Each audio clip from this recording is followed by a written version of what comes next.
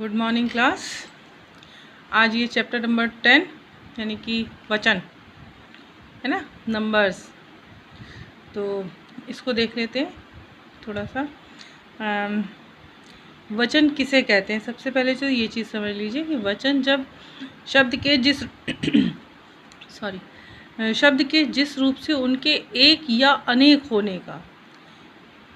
होने का पता चलता है उसे वचन कहते हैं। वो जो शब्द होंगे जिनके थ्रू हमें ये पता चलेगा कि ये एक है या अनेक में है, या मतलब अनगिनत है, एक है या दो है या चार हैं, तो जो भी हैं उनको जो है हम जब अनेक से पता चलता है वो वचन कहलाते हैं। वचन के भेद हमारे हिंदी में दो ही वचन होते हैं, जो कि आपने संस्कृत में शायद पढ़े होंगे कि वचन तीन होते हैं। एक वचन, बहुवचन, एक वचन, दो वचन और बहुवचन। लेकिन हमारे हिंदी में दो ही वचन होते हैं, एक वचन और बहुवचन। तो एक वचन शब्द के जिस रूप से एक संख्या गिनती का यानी कि एक का पता चलता हो, यानी कि एक बेटा है, एक बच्ची है, ये एक स्कूल है, ये एक घर है, ये एक पेड़ है, तो ये जो भी है जहाँ पे एक शब्द का पता चल रहा है कि सिंगल है कोई एक, तो वो वहाँ पे एक वचन होता है। और जब वहाँ और अगर किसी शब्द के किसी रूप से ये पता चले कि यहाँ एक से अधिक हैं, यहाँ पे एक से अधिक हैं, तो वो बहुवचन में जाता है। यानी कि एक से अगर दो में भी आते हैं तो वो बहुवचन में ही चला जाएगा, ना कि वो एक वचन में नहीं रहेगा। जैसे कि लड़कियाँ हैं, ये दो लड़कियाँ हैं, ये कई सारे पेड़ हैं, ये एक घर, ये कई सारे घर हैं। तो ये अगर आता है ये, तो यहाँ पे ये शब्द जो आ रहा है ये यहाँ पे ये बता रहा है कि ये बहुवचन की तरफ इशारा कर रहा है। ये सभी घर हैं, ये माताएं हैं, ये लड़कियां हैं, जैसे कि आपके यहाँ पे दिया हुआ है, या ये कलमे हैं। तो ये जो है जब हम इस तरह से जब कहीं शब्दों से पता चलता है तो वो बहुवचन होता है ना। अब बहुवचन के कुछ नियम होते हैं, यानी कि बहुवचन को वचन से संबंधित कुछ नियम होते हैं, उनको हम समझ लें। जैसे कि पहला वचन है, पहले नियम जो है आदर, जब किसी के प्रति आदर प्रकट करना हो तो वहाँ पे एक वचन के स्थान पर बहुवचन का ही प्रयोग किया जाता है। जैसे कि रानी लक्ष्मीबाई वीरांगना थीं। अब ये जो थी शब्द है ये आपको ये बता रहा है कि जैसे बहुत सारे लोग हैं, ये लड़कियां थीं, लेकिन यहाँ पे लक्ष्मीबाई, इनको सम्मान देना है।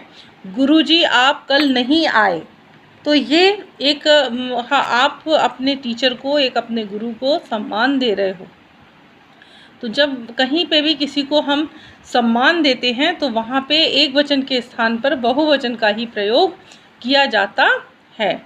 सेकंड पॉइंट है, अपना अधिकार, अभिमान, बड़प्पन जताने के लिए मैं के स्थान पर कभी कभी हम लोग हम शब्द का भी प्रयोग करते हैं, है ना।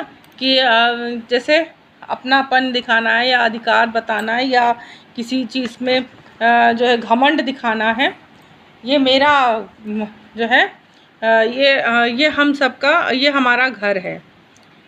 तो जैसे यहाँ पे दिया है, आप देख लीजिए उदाहरण के तौर पे, यदि आप हमें वोट देंगे, यहाँ पे उनको सम्मान दिया जा रहा है कि वोटर्स को, यानी कि आम जनता को, तो हम आपकी समस्याओं को सुलझाने का में कोई कसर नहीं छोड़ेंगे। यानी कि नेताजी जो है भाषण देने में उन्होंने कहा है कि अगर आप सभी लोग हमें वोट देंगे तो हम आपकी समस्याओं को जो है सुलझाने में हर तरीके से कोशिश करेंगे।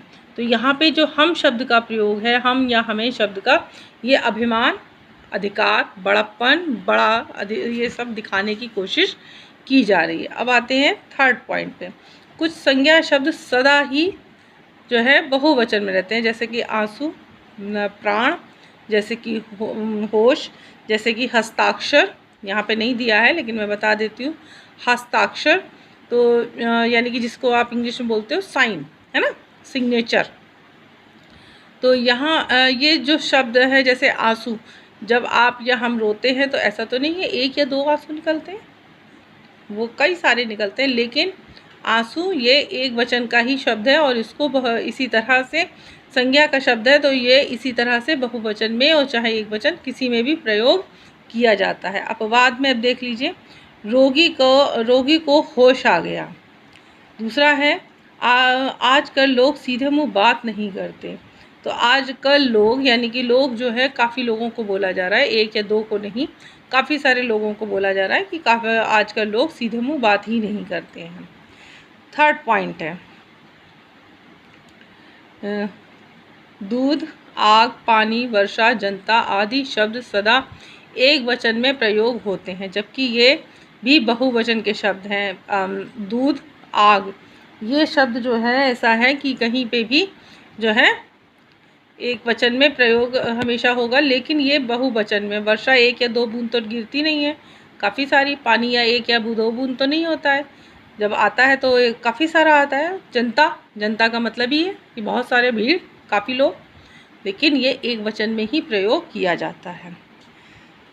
भाववाचक संज्ञा सदा एक वचन में ही प्रयुक्त होती है, यानी कि जो भाववाचक जितनी भी संज्ञाएं हैं, जैसे कि भूख, जैसे कि प्रेम, जैसे कि दर्द, जैसे कि आपके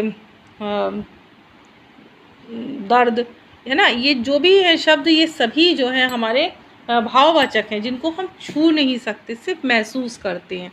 भूख को हम महसूस करते हैं, प्रेम को, प्यार को हम महसूस करते हैं, है ना। अपमान को हम महसूस करते हैं कि भाई उसने हमारा जो है अपमान कर दिया। बचपना उसको हम महसूस करते हैं, ये इसको हम छू नहीं सकते। तो ये सब भाववाचक में है, लेकिन ये हमेशा जो है एक वचन में ही प्रयोग किए जाते हैं।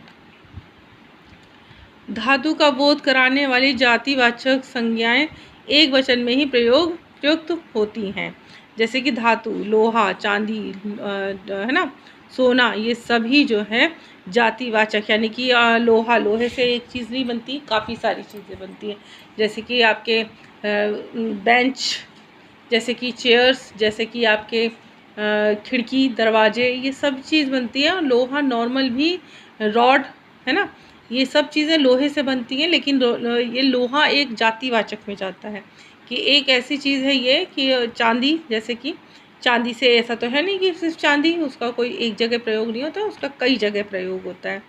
तो ये जातिवाचक में है, तो इसको भी हम हमेशा ये एक समूह में है, लेकिन फिर भी इसको हम हमेशा एक वचन में ही प्रयोग करते हैं। तो ये कुछ हमारे जो नियम थे, इनको आप लोग, इसको जिन लोगों ने गूगल मीट पे क्लासेस नहीं अटेंड कर पाते, उन बच्चों के लिए आप लोग वीडियो देख के इस चैप्टर को एक बार पढ़ सकते हो। Okay, thank you class.